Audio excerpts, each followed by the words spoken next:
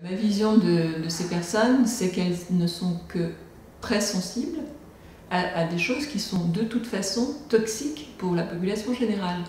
Mais elles sont très sensibles, elles y sont sensibles avant tous les autres. Mon objectif est surtout de leur faire voir ce qu'ils peuvent améliorer dans leur vie courante. En fait, c'est de faire de la prévention. Mais pour les personnes déjà électrosensibles et pour celles qui ne le sont pas encore et qui peuvent le devenir. Donc ma principale préoccupation, c'est de faire de la prévention. Et ça l'a toujours été. Mes patients pour les yeux, je leur demande s'ils ont noté ce qui leur a donné cette irritation, par exemple. Qu'est-ce qu'ils ont changé? Souvent, on fait des recherches dans leur vie.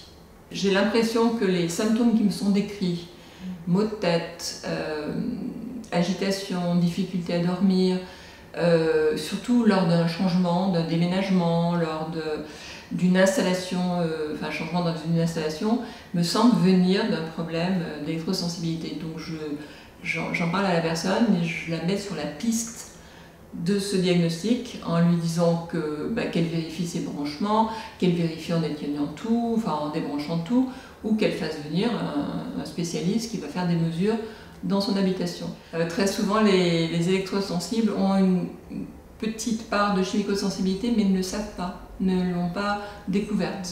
Et la différence entre l'électrosensibilité et chimicosensibilité, c'est que les électrosensibles peuvent mesurer les champs électromagnétiques, les champs électriques, tout. Nous, on n'a pas d'appareil pour mesurer toutes les molécules chimiques. Vous avez un shampoing parfumé, une crème parfumée, un gel douche parfumé, tout est parfumé, donc de toute façon ça ne sert à rien parce que toutes les odeurs s'annulent. Mais par contre les polluants sont majeurs. Vous avez la lessive parfumée, l'assouplissant parfumé, le truc pour faire l'eau parfumée, pour le ménage tout est parfumé. En fait tout ça ne sert à rien, il n'y en a pas besoin.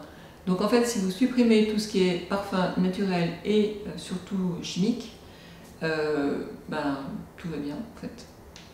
Alors ça viendrait quand même d'une anomalie cérébrale deux récepteurs au pluriel, et ces récepteurs seraient trop actifs, tout bêtement. C'est tout bête, hein, c'est pas...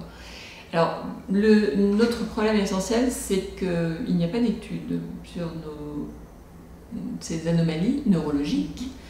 On pense qu'on n'est pas écouté au point de vue de nos demandes de recherche sur une pathologie, parce qu'en fait, il y a un impact économique évident. On demande de supprimer plein de choses. Et évidemment, économiquement, c'est pas terrible. Donc je pense qu'on fait un peu exprès de ne pas nous écouter.